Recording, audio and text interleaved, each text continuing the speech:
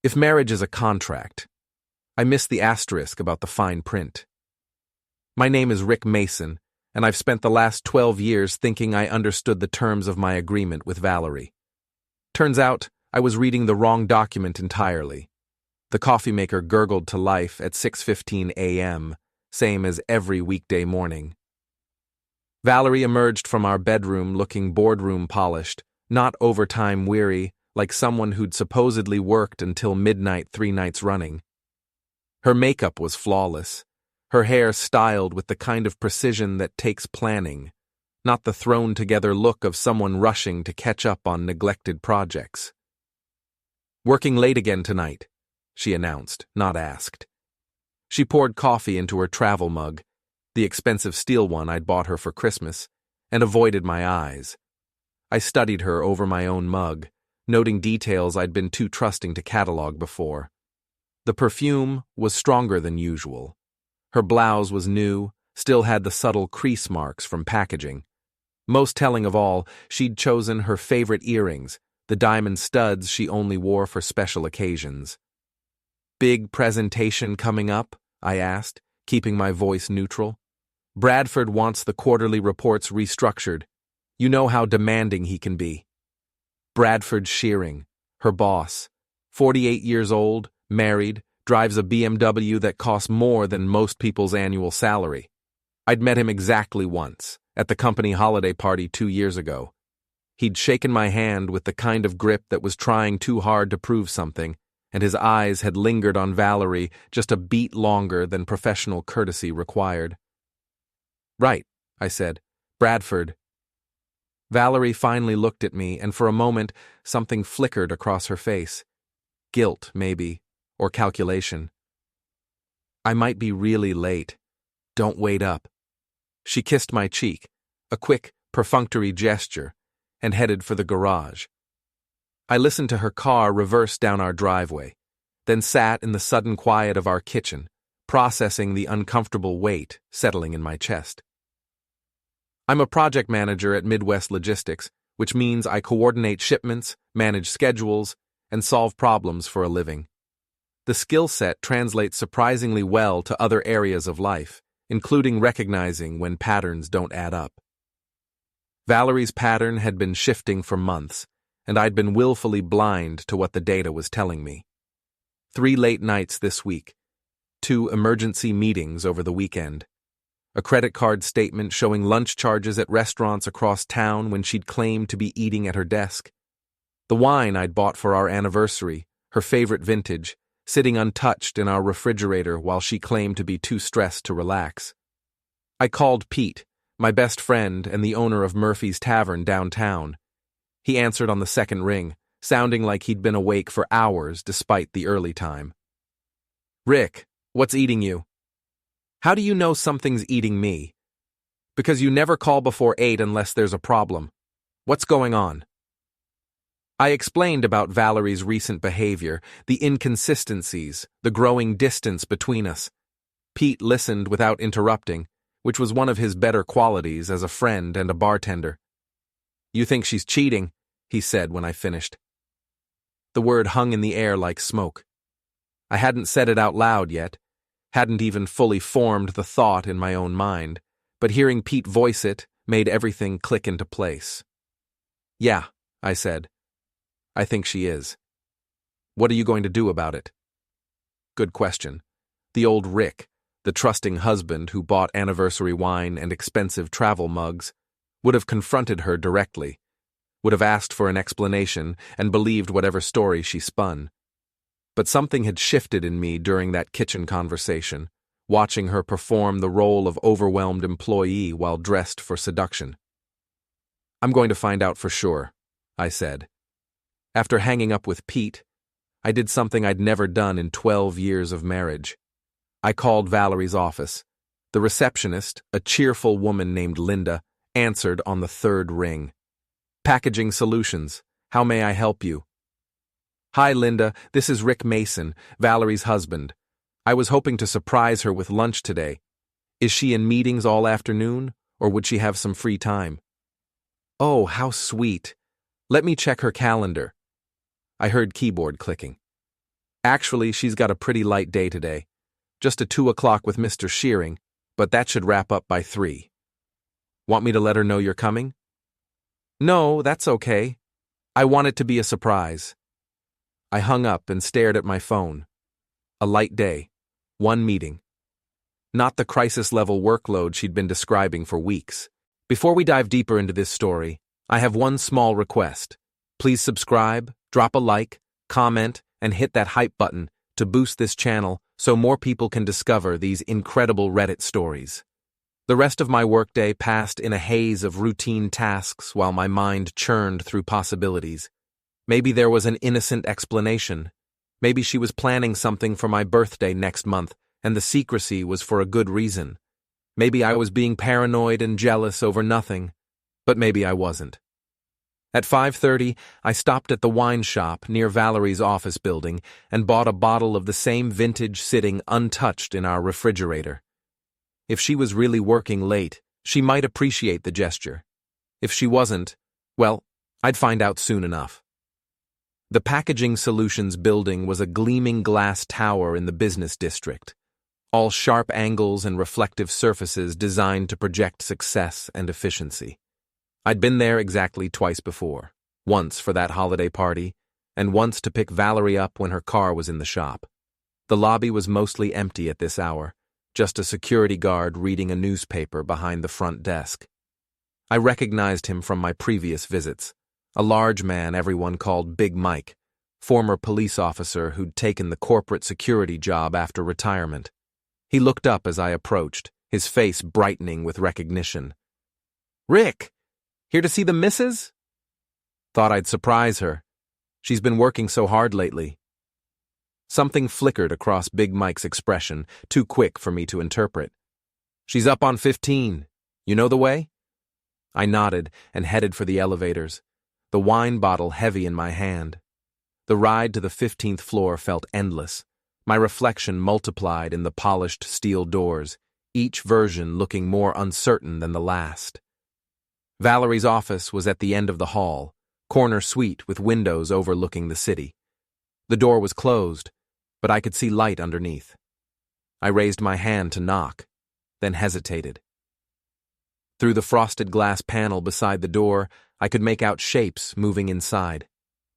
2 shapes. I stepped closer, my heart hammering against my ribs. The glass was designed for privacy, but from the right angle, you could distinguish basic forms and movements. What I saw made my stomach drop like a stone. Valerie was sitting on her desk, her legs wrapped around someone standing between them.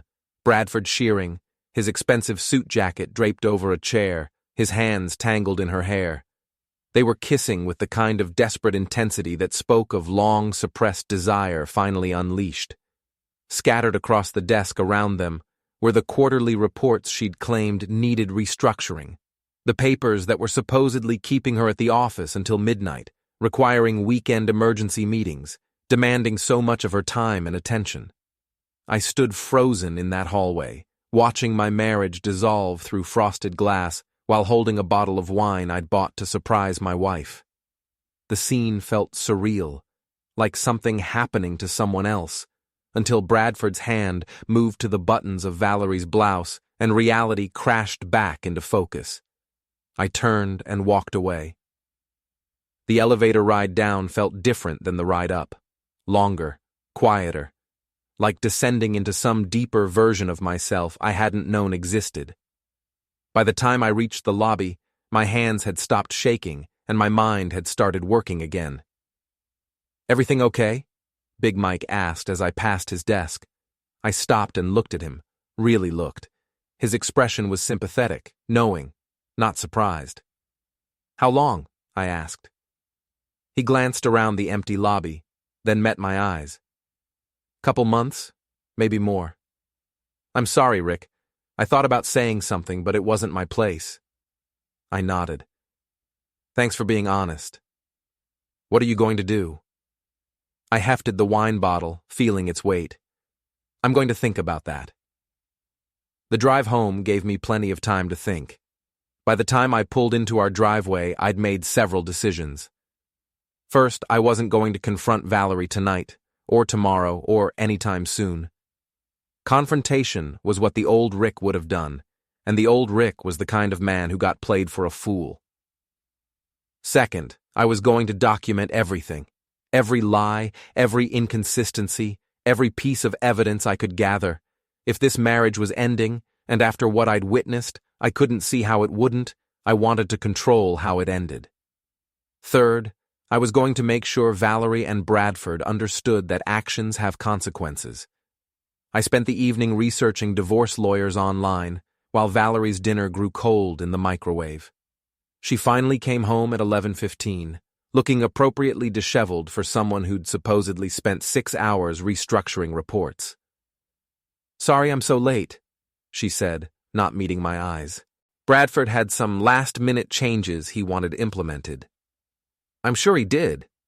She looked at me sharply, but I kept my expression neutral. "Are you okay?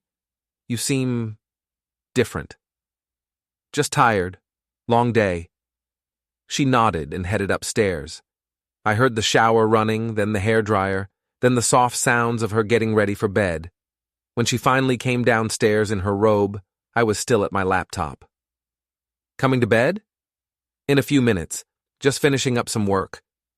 She hovered for a moment, like she wanted to say something else, then headed back upstairs. I listened to her footsteps on the ceiling above, waited for the house to settle into quiet, then got back to work. I started with our joint bank accounts, making note of every balance, every automatic payment, every shared asset. Then I moved on to credit cards, insurance policies, property records. By 3 a.m., I had a complete financial picture of our marriage and a plan for dismantling it.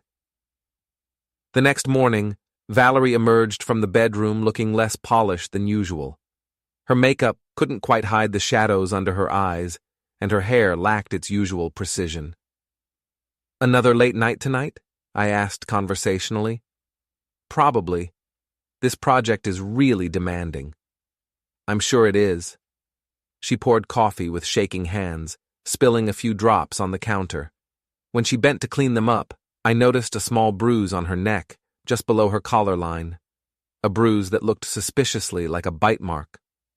"Have a good day," I said as she headed for the garage. "You too."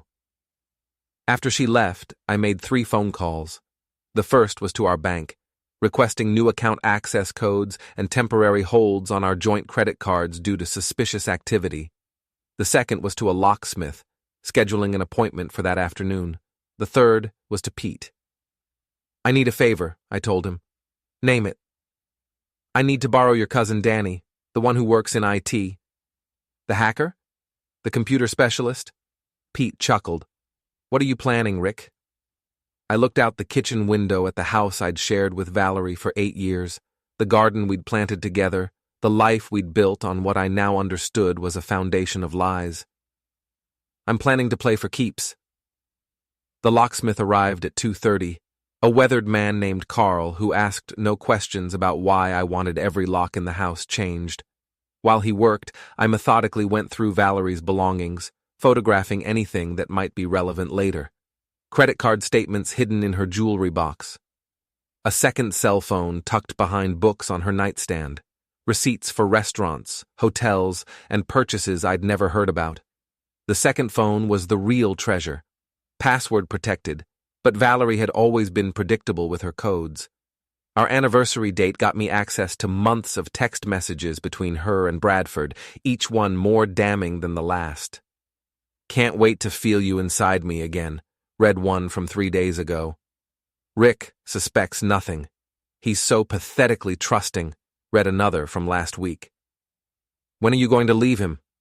Bradford had asked 2 weeks ago. "Soon. I need to figure out the finances first. He makes decent money, and I want my fair share." I screenshot everything, then put the phone back exactly where I'd found it. By the time Carl finished with the locks, I had enough evidence to bury them both. Pete's cousin Danny arrived at 4, a thin kid in his 20s with sharp eyes and nimble fingers. He worked in IT for a downtown firm but had a reputation for side projects that existed in legal gray areas. "Pete says you need some computer help," he said, setting up his laptop at my kitchen table. I need security camera footage from an office building, specifically the 15th floor of Packaging Solutions downtown. Danny's eyebrows rose. That's not exactly legal. The security guard is a friend. He might be willing to help. Might be? I pulled out $500 cash. Will be. Danny grinned. Now we're talking. Big Mike was working the evening shift when we arrived at Packaging Solutions. The lobby was empty except for a cleaning crew working the lower floors. I introduced Danny as a friend helping with a personal matter, and Mike's expression grew sympathetic. I've been thinking about our conversation yesterday, Mike said. It's not right what's happening. That woman's been lying to you for months. Can you help us? Mike looked around the empty lobby, then nodded toward the security office. Come on, but we need to be quick. The security office was cramped and lined with monitors showing feeds from throughout the building. Mike pulled up the system for the 15th floor, his fingers dancing across the keyboard with surprising dexterity for such a large man. What dates do you need? Last 2 months. Any footage showing my wife's office or the hallway outside? Mike's expression darkened as he scrolled through files. There's a lot here, Rick. You sure you want to see all of it? I'm sure. What we found was worse than I'd imagined. Hours of footage showing Bradford entering Valerie's office after normal business hours. Long meetings with the door closed and the blinds drawn. Passionate embraces in the hallway when they thought no one was watching. On one particularly damning recording from 3 weeks ago, they'd been so careless that their activities were clearly visible through the office window. Danny copied everything onto encrypted drives while I watched my wife's betrayal play out in high definition. The timestamps told a story of escalating intimacy over months, beginning with lingering touches and meaningful looks, progressing to stolen kisses, and finally to full-blown affair conducted in her workplace with breathtaking arrogance. I'm sorry you had to see this, Mike said as Danny finished copying files. Don't be. This is exactly what I needed. We left the building with enough evidence to destroy both their careers and reputations, but I wasn't ready to play that card yet. First, I wanted them to understand they were in a game they couldn't win. I spent that evening preparing packages. The first contained printed screenshots of the most explicit text messages between Valerie and Bradford, along with a note. Thought you should know what your employees are doing on company time. I addressed it to the HR department at Packaging Solutions. The second package went to Bradford's home address, which I'd found through public records. It contained photos from the security footage showing him and Valerie in compromising positions, along with a simple message. Your wife might find these interesting. The third package was for Valerie's coworker Jenna, a gossipy woman who thrived on office drama and had never particularly liked my wife. This one contained copies of the text messages where Valerie had made disparaging comments about her colleagues, including several nasty remarks about Jenna herself. I mailed all 3 packages from different post offices across the city using untraceable prepaid postage. Then I went home and waited. Valerie came home at midnight, later than usual, looking flushed and satisfied. She kissed my cheek with lips that tasted like wine and lies. How was your day? She asked. Productive. Got a lot accomplished. She headed upstairs for her usual post-affair shower, while I pretended to watch television. When she came back down, wrapped in her robe with her hair still damp, she seemed more relaxed than she'd been in weeks. I think this project might wrap up soon, she said, curling up beside me on the couch. Really? Bradford thinks we're making good progress. A few more late nights should do it. I nodded and put my arm around her, marveling at how easily the lies came to her, how comfortable she'd become with deception. I'm glad, I said. I've missed having you home in the evenings. She looked up at me with what might have been genuine affection, if I hadn't known better. I've missed being here. We sat together watching a movie neither of us cared about, playing the roles of loving husband and wife, while both of us harbored secrets. The difference was, my secrets were about to explode her world apart. The first bomb went off at 9:15 the next morning. Valerie called from her office, her voice tight with panic. "Rick, something terrible has happened at work. HR wants to see me immediately." "What about?" "I don't know. They won't say. But there are rumors flying around the office about inappropriate relationships and company policy violations." I made appropriate concerned husband noises while internally celebrating. "I'm sure it's just a misunderstanding." "I hope so. I can't afford any problems right now, not with my performance review coming up." After she hung up, I called Pete to give him an update. "Phase 1 is in motion," I reported. "How do you think she'll react?" "Badly. Valerie doesn't handle stress well when she can't control the situation." "And Bradford?" "He's about to have a very interesting conversation with his wife." The second bomb detonated around noon. Jenna, armed with screenshots of Valerie's disparaging text messages, had apparently been busy spreading gossip throughout the office. According to my source, Big Mike, who had friends throughout the building, Valerie was being shunned by her co-workers and facing serious questions from HR about her relationship with Bradford. The third bomb was the most satisfying. Bradford's wife, Patricia, had received the security footage photos and was reportedly on her way to the Packaging Solutions building for what promised to be a very public confrontation. I was having lunch at a deli across the street from Valerie's office when Patricia Shearing's silver Mercedes pulled up to the building's entrance. Even from a distance, I could see the fury in her posture as she strode through the lobby doors. She was a striking woman in her 40s, elegant and composed, but today she moved with the fierce purpose of someone who'd been pushed too far.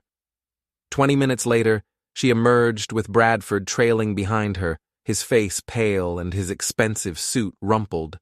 They had what appeared to be a heated argument on the sidewalk before Patricia got back in her car and drove away, leaving Bradford standing alone outside his office building, looking like a man whose world had just collapsed. My phone rang as I watched Bradford stumble back into the building. "Rick?" Valerie's voice was barely above a whisper. "Can you come pick me up?" "What's wrong?" "Everything. Just... please come get me." I found her waiting in the lobby, clutching a cardboard box containing her personal belongings. Her face was blotchy from crying, her carefully styled hair disheveled, her professional composure completely shattered. "They suspended me," she said as soon as I approached. "Pending investigation into my relationship with Bradford. Someone sent HR photos and text messages, Rick. Private, personal things that should never have been shared." "That's terrible," I said, taking her box and guiding her toward the exit. "Who would do something like that?" "I don't know. But whoever it was, they're trying to destroy my career." We walked past the spot where Bradford had been humiliated by his wife less than an hour earlier. I wondered if Valerie knew about that confrontation yet, or if it would be another unpleasant surprise waiting for her. What did HR say exactly? That they received anonymous evidence of inappropriate conduct between Bradford and me. They showed me security footage, Rick. Someone had been watching us, recording us, violating our privacy. The irony was beautiful. She was more upset about being watched than about the betrayal that watching had revealed.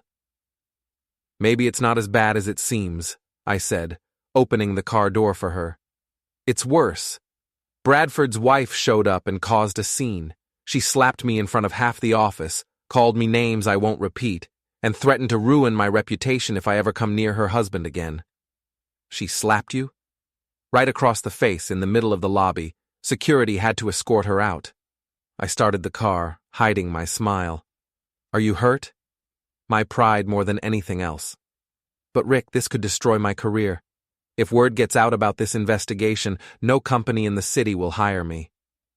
"I'm sure it will blow over." She looked at me sharply. "How can you be so calm about this? Your wife has been accused of having an affair." "Have you been having an affair?" The question hung between us like a challenge. Valerie's eyes filled with tears, and for a moment, I thought she might confess everything. Instead, she looked away and said, "Of course not. Someone is trying to frame me. Then you have nothing to worry about." We drove home in silence, Valerie staring out the window while I processed the success of my first strike. Her career was damaged, her reputation in tatters, her relationship with Bradford exposed and complicated by his wife's intervention. But this was just the beginning. When we pulled into our driveway, Valerie reached for her purse to get her house keys. I watched her face as she tried the front door and found it wouldn't open. "That's strange," she said, trying again. "My key isn't working." "Really? Let me try mine." I used one of the new keys Carl had given me, and the door opened smoothly. Valerie stared at the lock, then at me, confusion replacing the tears in her eyes. "When did you change the locks?" "Yesterday.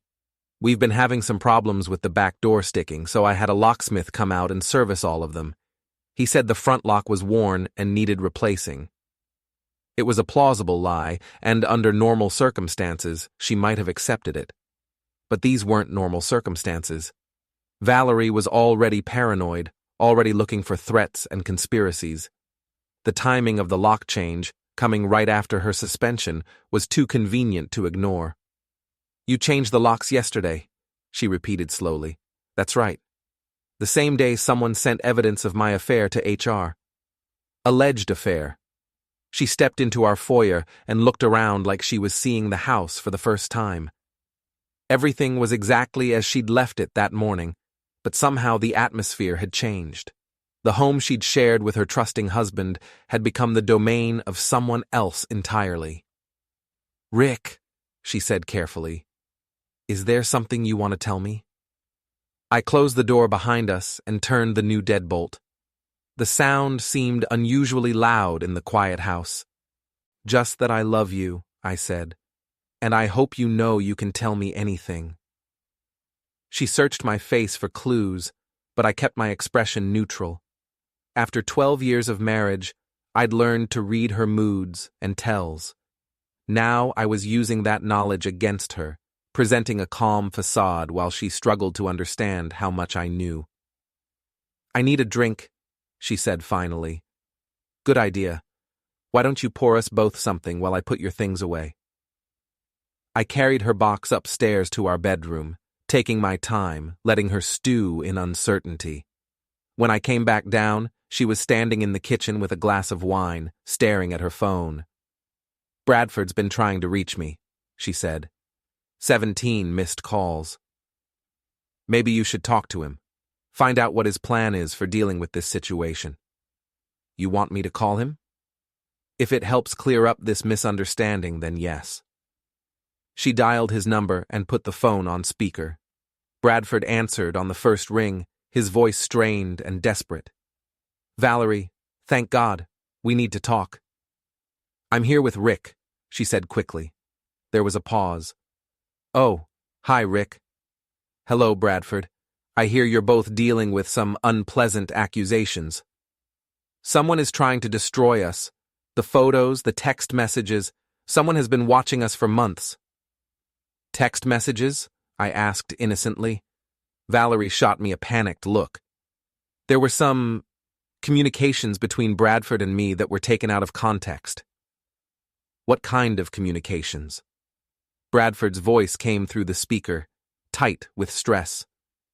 "Personal conversations that made our professional relationship look inappropriate." "I see. And were they inappropriate?" Another pause. Longer this time. "Rick," Valerie said, "maybe we should discuss this privately. I think Bradford should be part of this conversation. After all, his reputation is at stake too." "Look," Bradford said, "I don't know who's behind this, but they're playing games with all of us. The timing, the anonymous packages, the security footage. Someone planned this whole thing." "You think it was planned?" "Absolutely. Someone wanted to expose our friendship in the most damaging way possible." "Your friendship," I repeated. "That's right." I looked at Valerie, who was gripping her wine glass so tightly her knuckles had turned white. She knew I didn't believe the friendship story. She knew I was testing them both, waiting to see how far they'd push their lies. "Well," I said finally, "I hope you figure out who's responsible." "We will," Bradford said. "And when we do, they're going to pay for what they've done to us." I smiled at that. I'm sure they are. After Bradford hung up, Valerie and I sat in our kitchen, the silence stretching between us like a taut wire. She kept glancing at me, trying to read my expression, trying to figure out how much I knew and how much I was guessing. "Rick," she said finally, "I need you to know that whatever you might have heard today, whatever accusations are being made, I love you. Our marriage means everything to me." "I'm glad to hear that. Do you believe me?" I reached across the table and took her hand. Her skin was cold, her fingers trembling slightly. "I believe you love me," I said, "but I also believe you're not telling me the truth about Bradford." Her face crumpled. "Rick." "It's okay," I interrupted. "We don't have to talk about it tonight. You've had a traumatic day. Why don't you go upstairs and rest? Tomorrow, we can figure out how to handle this situation."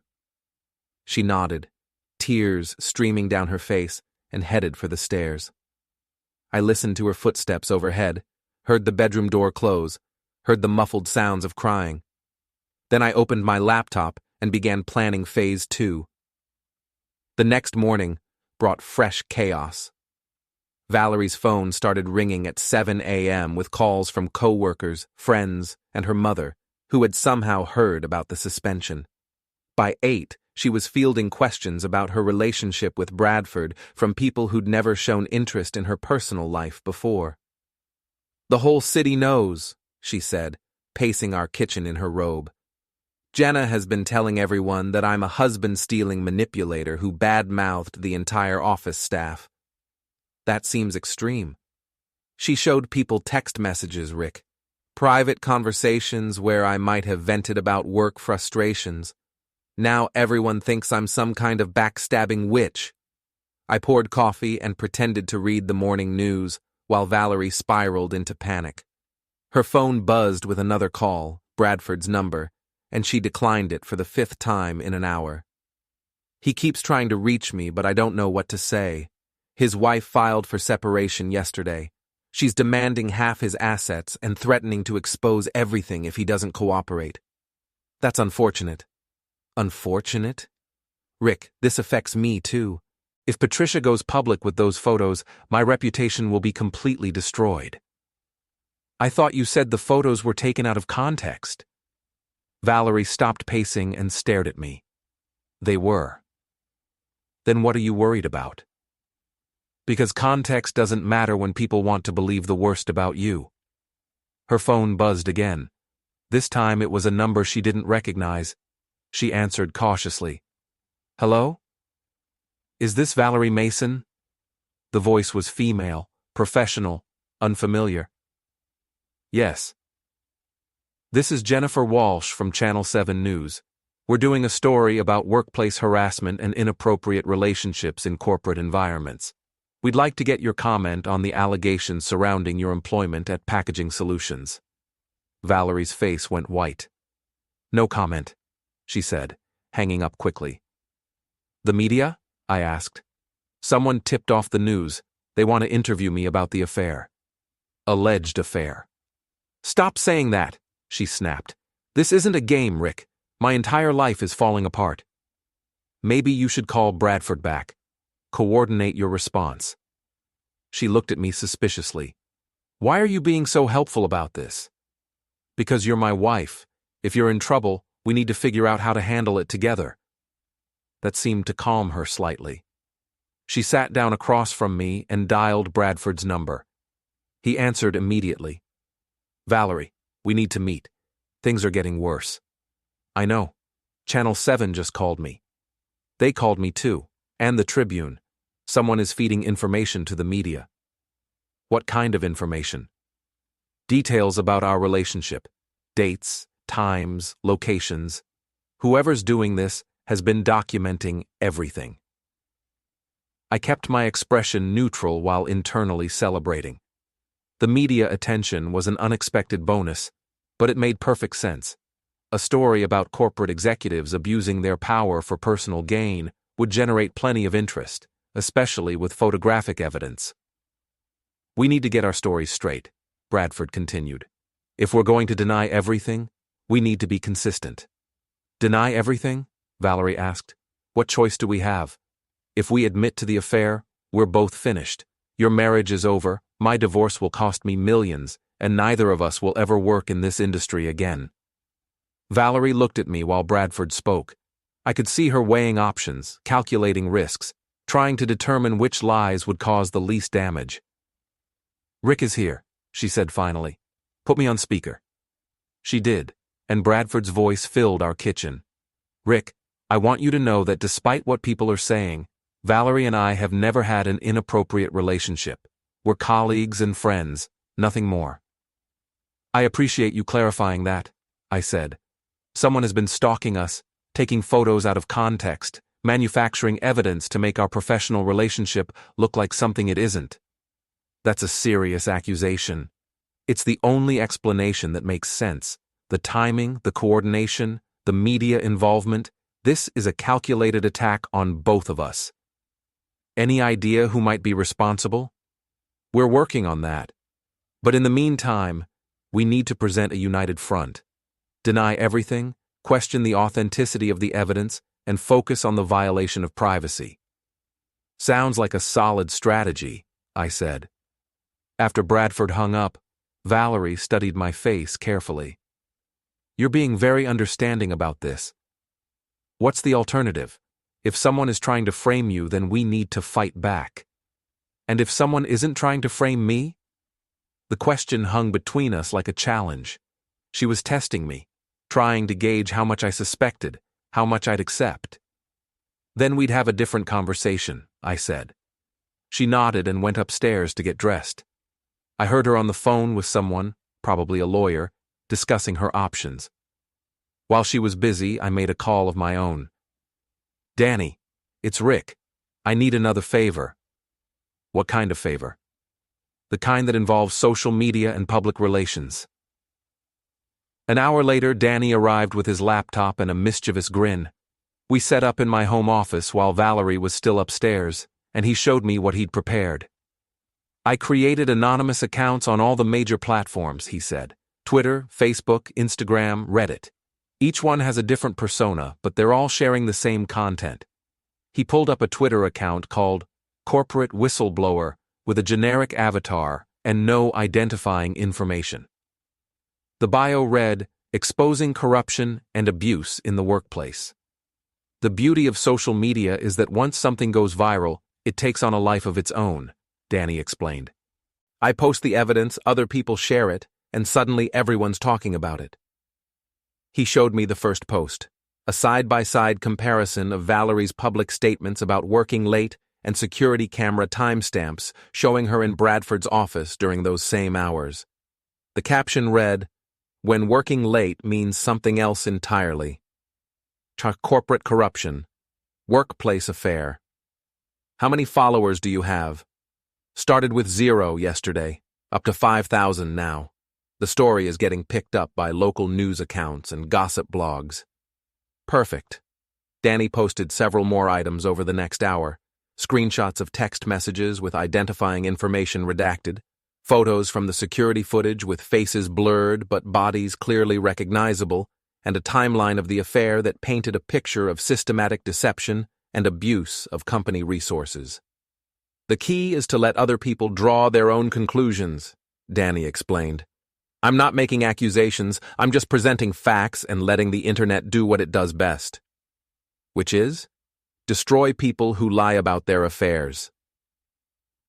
By noon, Ram packaging scandal was trending locally. The story had been picked up by 3 news outlets, 2 gossip blogs, and dozens of social media accounts. Valerie's name wasn't mentioned directly, but anyone who worked in the business community could easily identify the players involved. Valerie came downstairs looking haggard. She'd been on the phone all morning with lawyers, friends, and family members, trying to manage the crisis.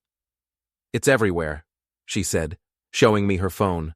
"Someone posted our photos on Twitter. They blurred our faces, but everyone knows it's us." "Have you talked to Bradford?" "He's in full panic mode.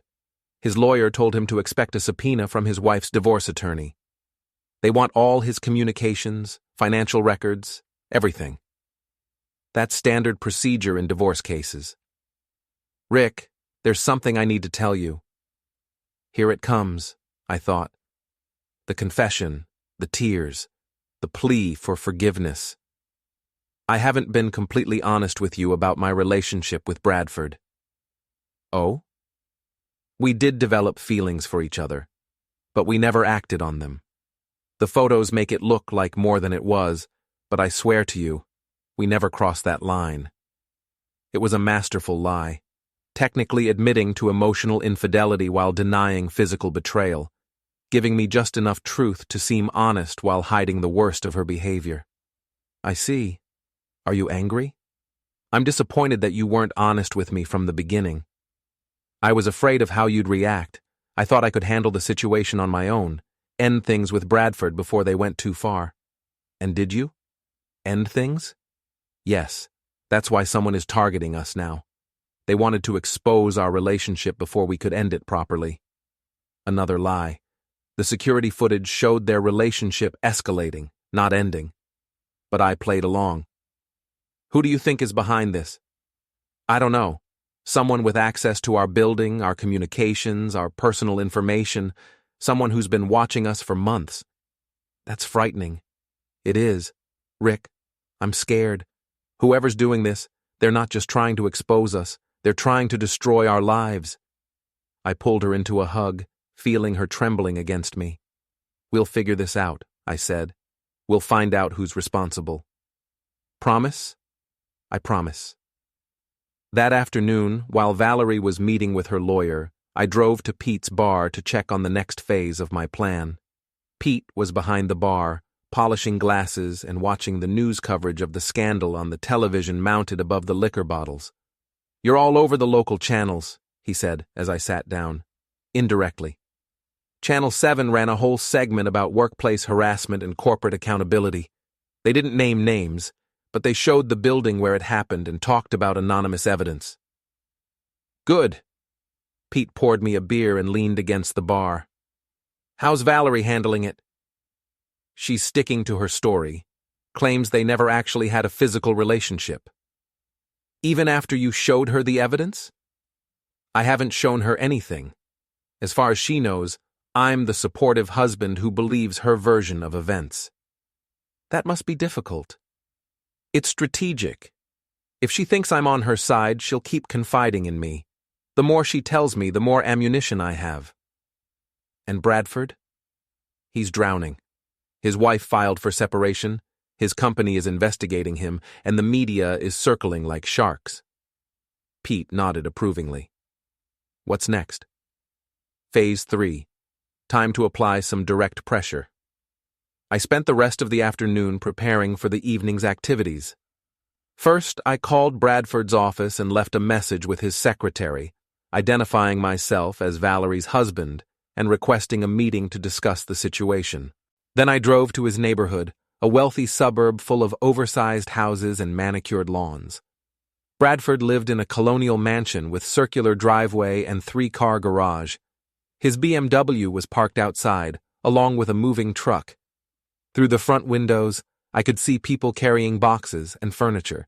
Patricia was apparently wasting no time in claiming her share of their assets. I parked across the street and waited. At 6:30, Bradford emerged from the house looking exhausted and defeated. He got in his car and drove away, probably heading to a hotel or temporary apartment. I followed at a distance. He stopped at a downtown hotel, one of the expensive chains that cater to business travelers. I watched him check in, then waited another hour before approaching the front desk. "Excuse me," I said to the clerk.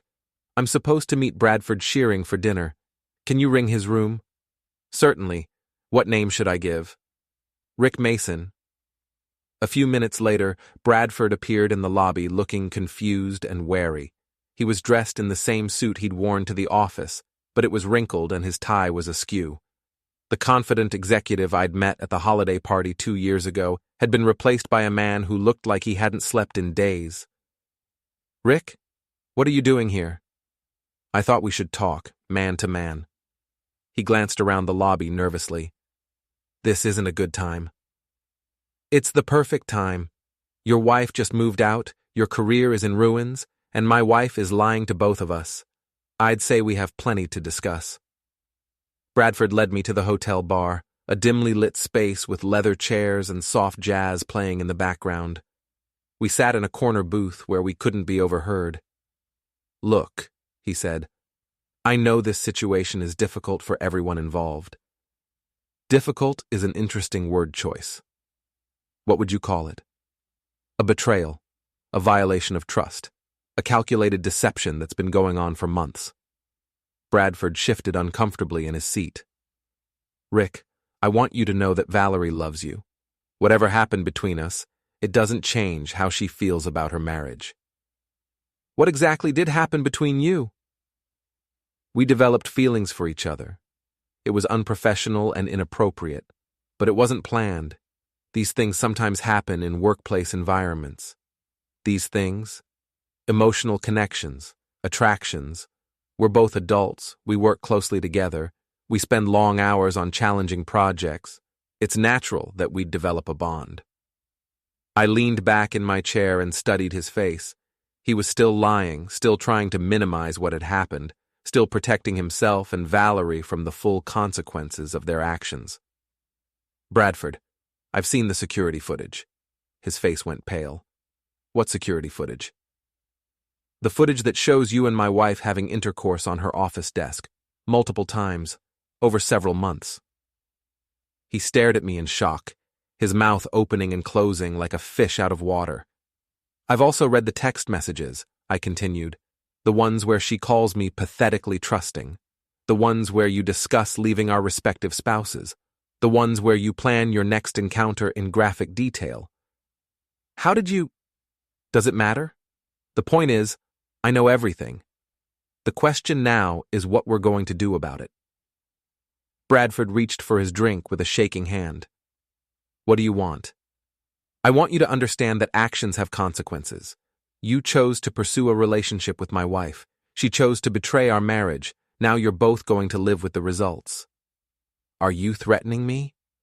"I'm explaining reality. Your career is finished. Your marriage is over. Your reputation is destroyed. And this is just the beginning." "The beginning?" I smiled.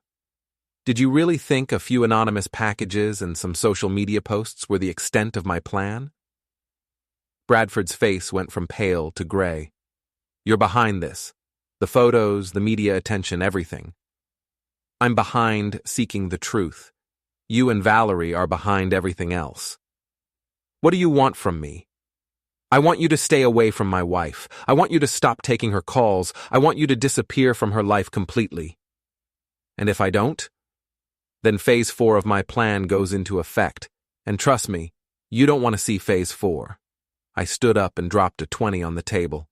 "Enjoy your stay at the hotel, Bradford. Something tells me you're going to be here for a while."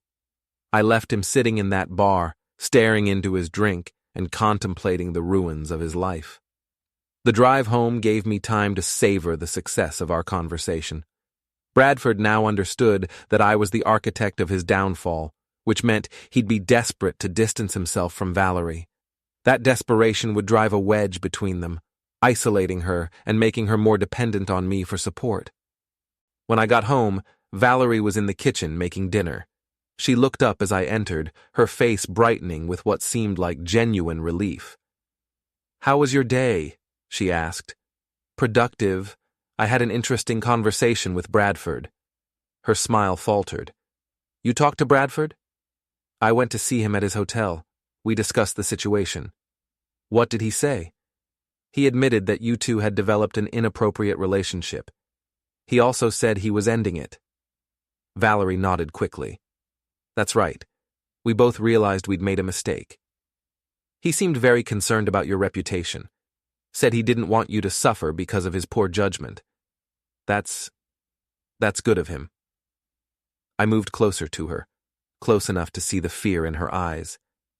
Valerie, is there anything else you want to tell me? Anything you think I should know before this situation gets worse? She searched my face, trying to determine how much I knew, how much I was guessing, how much I was willing to forgive.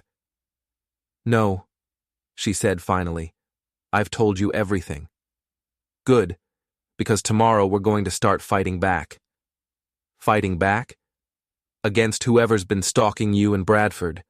Whoever's been violating your privacy and trying to destroy your lives.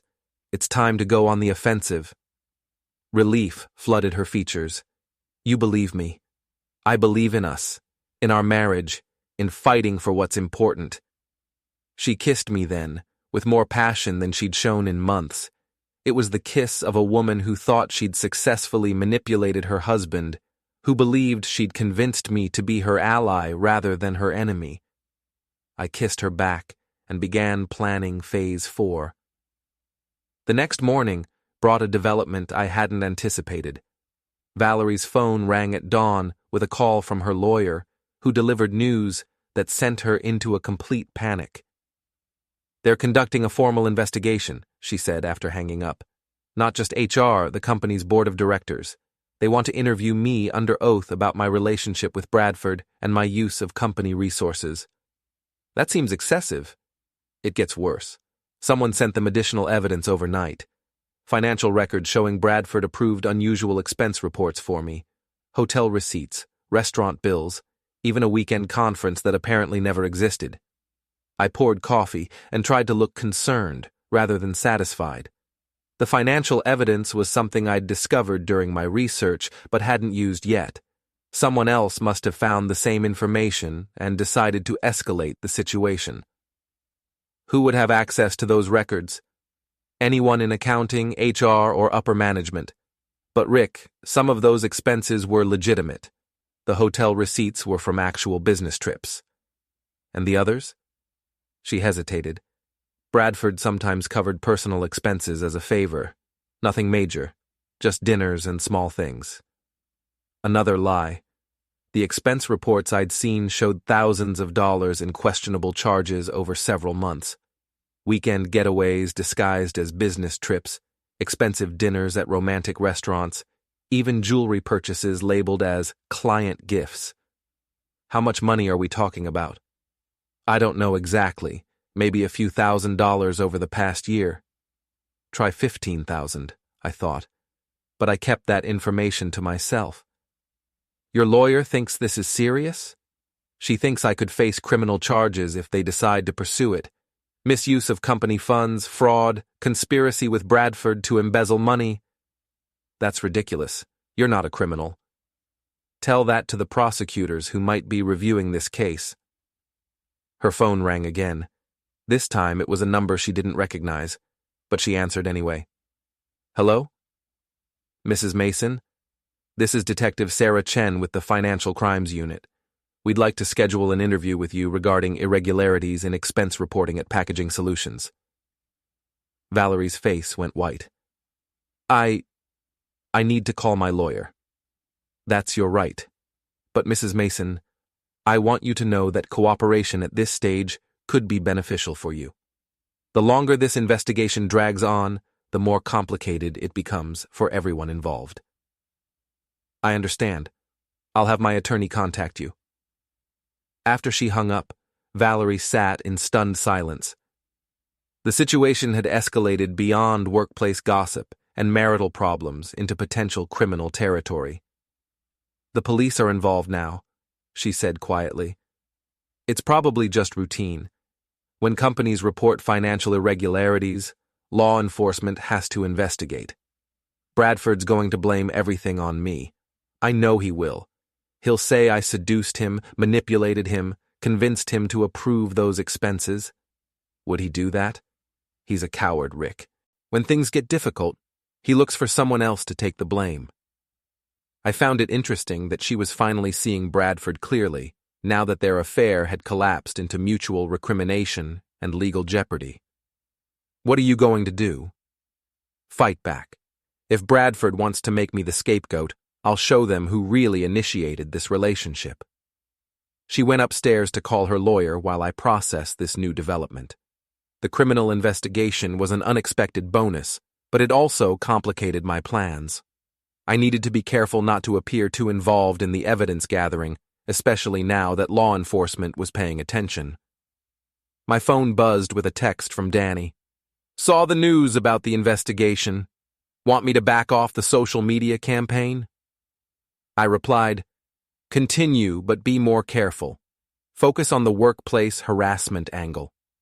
An hour later, Valerie came downstairs looking determined rather than panicked. She'd apparently had a productive conversation with her lawyer. "I'm going to cooperate with the investigation," she announced. "Tell them everything about Bradford's behavior, his abuse of power, his manipulation of company resources." Everything? Everything that matters. How he pursued me despite my initial reluctance. How he pressured me into a relationship I didn't want. How he used his position to coerce me into compromising situations. I stared at her in amazement. She was completely rewriting the history of their affair, transforming herself from willing participant to victim of workplace harassment. Is that what happened? It's what I remember happening. And the text messages that show you were an eager participant? Taken out of context. When your boss is pressuring you into a relationship, you say what you think he wants to hear. It's survival, not enthusiasm. The audacity was breathtaking. Faced with potential criminal charges, she was constructing an entirely new narrative that painted Bradford as the predator and herself as the victim. What about the expense reports?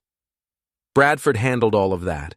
He told me the company was covering certain expenses as part of my compensation package. I never asked him to falsify anything.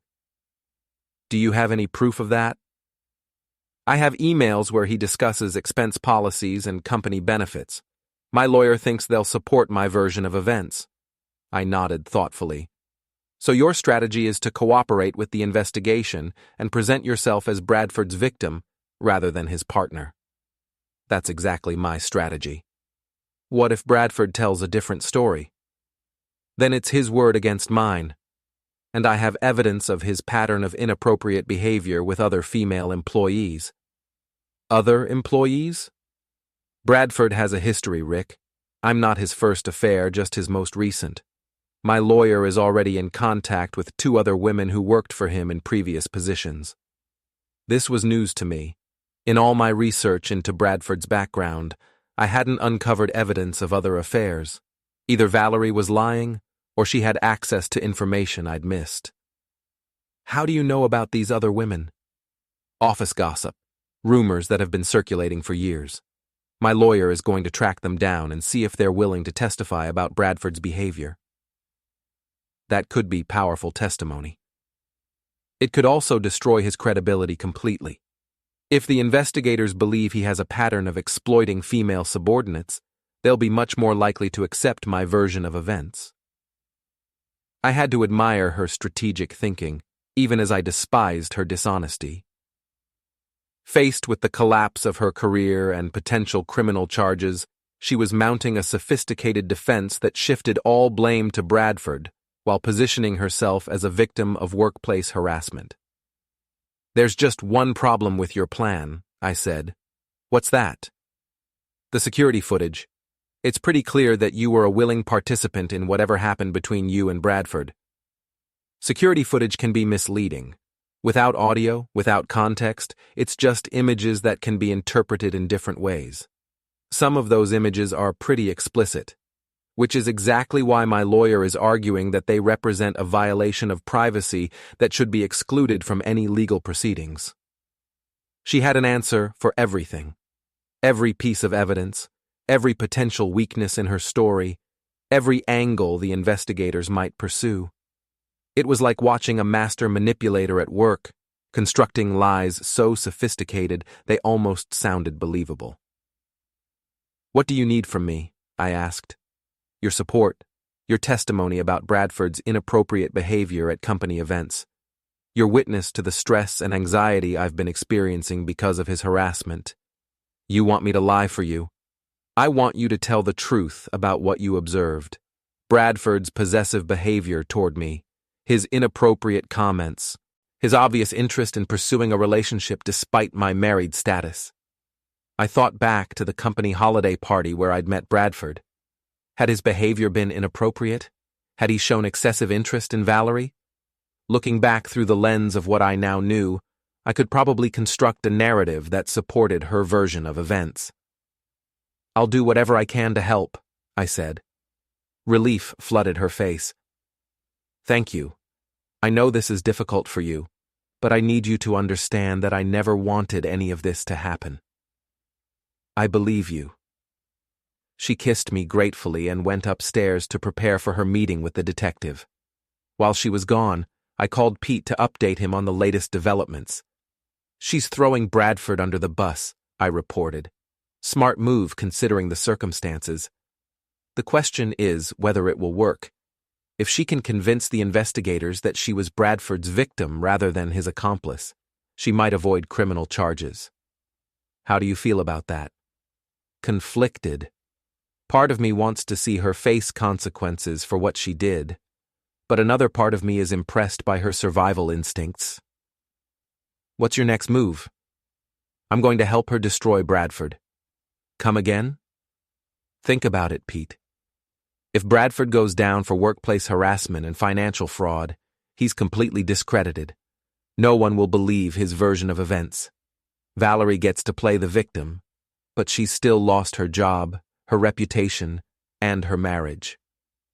You're still planning to divorce her? Eventually. But first, I want to see how this plays out. If she can successfully destroy Bradford while thinking I'm supporting her, that's a level of poetic justice I can appreciate. That afternoon, I did something that surprised even me. I called Bradford. Rick? Why are you calling me? Because I think we need to talk about Valerie's new strategy. What strategy? The one where she claims you harassed and coerced her into a relationship she didn't want. There was a long pause. She's saying what? That you abused your position of power to pressure her into an affair. That you manipulated company resources to cover personal expenses without her knowledge. That you have a pattern of inappropriate behavior with female subordinates. That's completely false. She pursued me as much as I pursued her. I know that. You know that. But the investigators don't know that. What are you getting at? I'm getting at the fact that Valerie is about to destroy your credibility completely, and you need to decide how you're going to respond. Are you offering to help me? I'm offering to be realistic about the situation. Valerie has evidence, witnesses, and a compelling narrative. What do you have? The truth. The truth is that you both engaged in an affair that violated company policy and involved misuse of corporate resources. The question is, who gets blamed for initiating and orchestrating that affair? So what do you suggest? Cooperation. Full disclosure. Accept responsibility for your part in what happened, but make sure the investigators understand that Valerie was an equal participant. Why would you help me hurt your wife? Because I want the truth to come out. All of it. After I hung up, I sat in my office contemplating the chess game I'd set in motion. Valerie thought I was supporting her victim narrative. Bradford thought I was helping him present a balanced account of their affair. In reality, I was manipulating both of them toward a confrontation that would expose the full extent of their deception and betrayal. That evening, Valerie returned from her meeting with Detective Chen, looking cautiously optimistic. How did it go? Better than I expected. She seemed sympathetic to my situation and very interested in Bradford's history of inappropriate behavior. What kind of questions did she ask? About the timeline of our relationship, about Bradford's management style and his treatment of female employees, about the expense reports and whether I understood how they were being processed. And your answers? Honest. I told her that Bradford created a hostile work environment that made me feel pressured to accept his advances. I explained that I tried to maintain professional boundaries, but felt my job security was threatened if I didn't cooperate with his expectations. Did she believe you? I think so.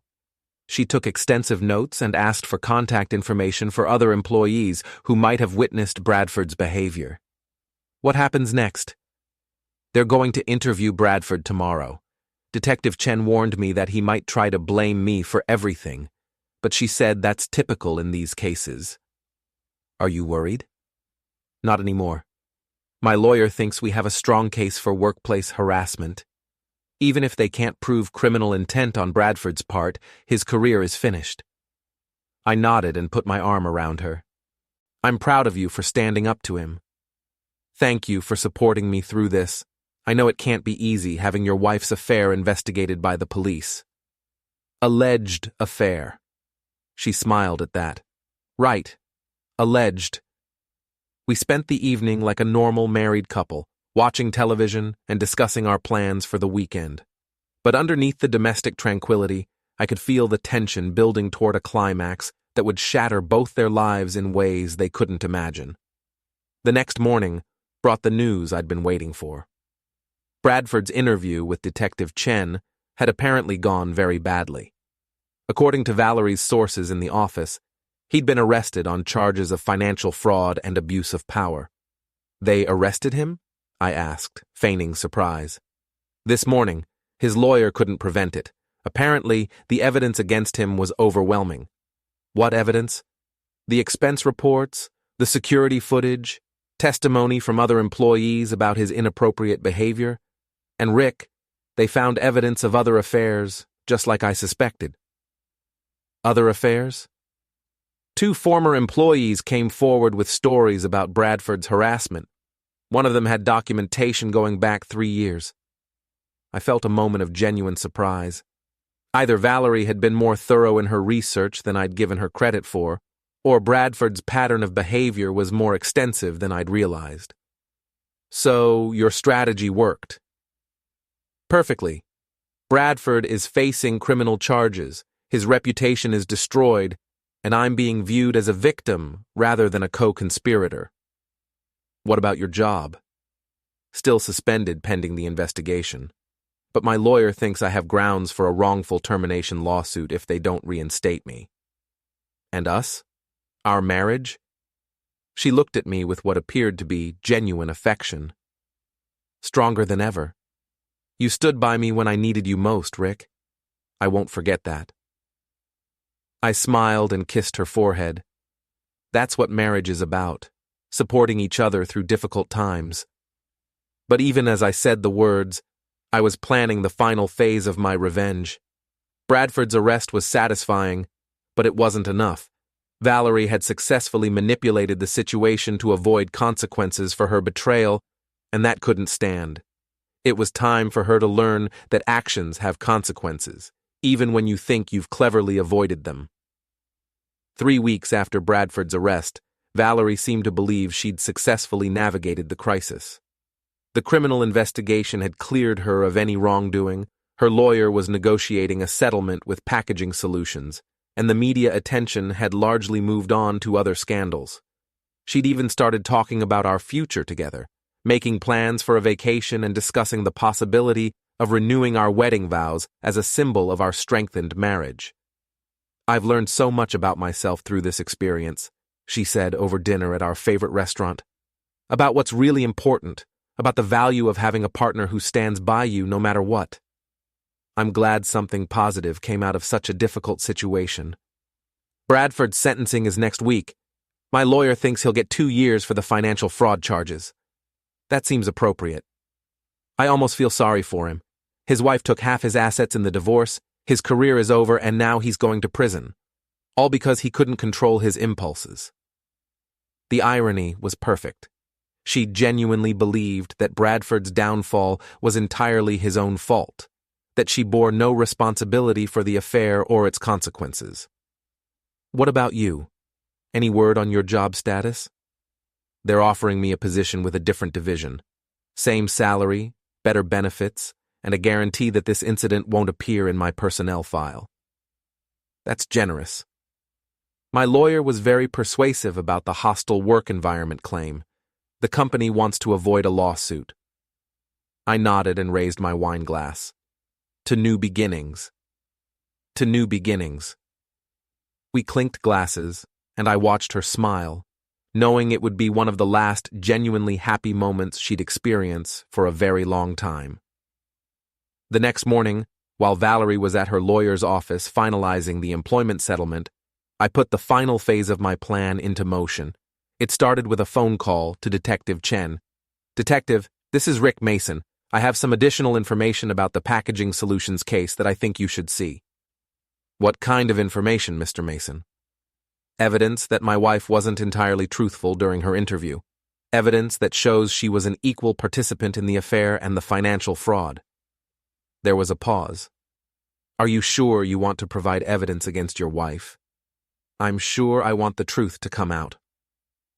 An hour later, I was sitting in Detective Chen's office with a laptop full of evidence I'd been holding in reserve.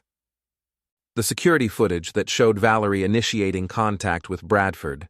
The text messages where she discussed manipulating company expense policies. The financial records proving she'd personally benefited from thousands of dollars in fraudulent charges. "This paints a very different picture than what your wife described," Detective Chen said, after reviewing everything. "I know. I've been struggling with whether to come forward, but I can't live with the deception anymore. Why didn't you share this information earlier?" "I wanted to believe her version of events. I wanted to think she was a victim rather than a co-conspirator, but the evidence is clear." Detective Chen studied the financial records carefully. "These expense reports show your wife personally benefiting from company funds, weekend trips, expensive dinners, jewelry purchases. That's not consistent with someone being coerced into an unwilling relationship." "No, it's not. And these text messages show her actively planning to manipulate the investigation. She's been playing both sides from the beginning, deceiving Bradford, deceiving me, deceiving your investigation. Mr. Mason, I have to ask, why are you doing this? Why are you providing evidence that will likely result in criminal charges against your wife?" I looked out the window of her office at the city where I'd lived and worked for 15 years, where I'd built a life with a woman who'd betrayed everything we'd shared together.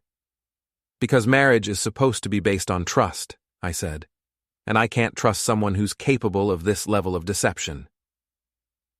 2 days later, Valerie was arrested at our home. I watched from the kitchen window as Detective Chen and 2 uniformed officers walked her to a police car in handcuffs, while our neighbors gathered on their porches to witness the spectacle. She looked back at the house as they put her in the car, her eyes finding mine through the window. Even from that distance, I could see the shock and betrayal on her face. She'd finally realized that her supportive husband had been playing a deeper game than she'd imagined. The charges were extensive: conspiracy to commit fraud, misuse of corporate resources, perjury during the initial investigation, and obstruction of justice. Her lawyer, who'd been so confident about the wrongful termination lawsuit, now faced the challenge of defending a client who'd lied to everyone, including her own legal counsel. The media coverage was brutal. The story of the executive who'd successfully played the victim while concealing her own criminal behavior became a cautionary tale about corporate corruption and the dangers of believing convenient narratives. Pete found me at home that evening, sitting on my back porch with a beer and watching the sunset. "How do you feel?" he asked, settling into the chair beside me. "Tired." "Satisfied?" "Getting there." "Any regrets?" I considered the question while watching the sky fade from orange to purple. I regret that it came to this. I regret that 12 years of marriage ended with handcuffs and criminal charges. But you don't regret exposing the truth. No, I don't regret that.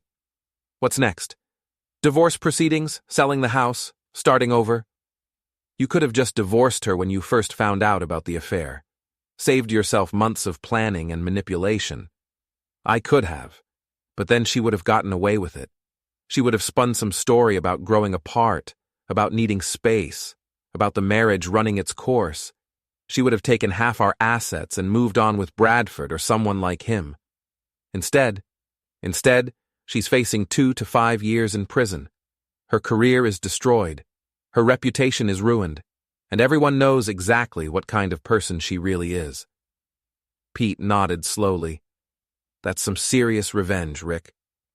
It's not revenge, it's consequences. What's the difference?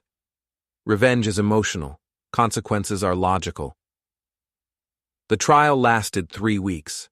I testified about the evidence I'd discovered and my decision to come forward with the truth. Valerie's lawyer tried to paint me as a vindictive husband seeking revenge, but the financial records and text messages spoke for themselves.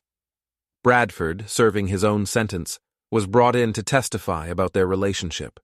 Faced with additional charges if he lied under oath, he confirmed that Valerie had been an equal participant in both the affair and the financial fraud. The jury deliberated for 6 hours before returning guilty verdicts on all counts. Valerie was sentenced to 3 years in prison, with the possibility of parole after 18 months. As the judge read the sentence, she looked at me one last time. Her expression was no longer shocked or betrayed. It was resigned, almost respectful. She'd finally understood that she'd been outplayed by someone she'd consistently underestimated. Outside the courthouse, reporters asked me how I felt about my wife's conviction. I feel like justice has been served, I said. Actions have consequences, and my wife is finally facing the consequences of her actions. Do you plan to divorce her? Those proceedings are already underway. Any final thoughts about this situation? I looked up at the courthouse steps where Valerie had just been sentenced, thinking about the morning 3 months ago when I discovered her affair through frosted glass. If you're going to betray someone's trust, I said, make sure they're not smarter than you think they are. 6 months later, I was living in a downtown apartment, working the same job, drinking at Pete's bar on Friday nights. The house had sold quickly, and after legal fees and asset division, I'd walked away with enough money to start fresh. Valerie wrote me letters from prison, apologizing for her betrayal and asking if we could reconcile when she was released. I read each letter once, then filed them away without responding. Some people might call what I did cruel or excessive. They might argue that I should have simply confronted her about the affair and ended the marriage like a civilized adult. But those people have never watched their spouse betray everything they'd built together while calling them pathetically trusting. They've never seen someone they loved transform into someone they couldn't recognize. They've never learned that sometimes the only way to deal with a master manipulator is to become better at the game than they are. I kept one photo from our marriage, a picture from our wedding day, where we're both smiling and looking toward a future we thought we'd share. Sometimes I look at that photo and remember what it felt like to trust someone completely. Then I remember what it felt like to discover that trust was misplaced, and I'm reminded why I did what I did. Actions have consequences, always, even when you think you're smart enough to avoid them. Especially then,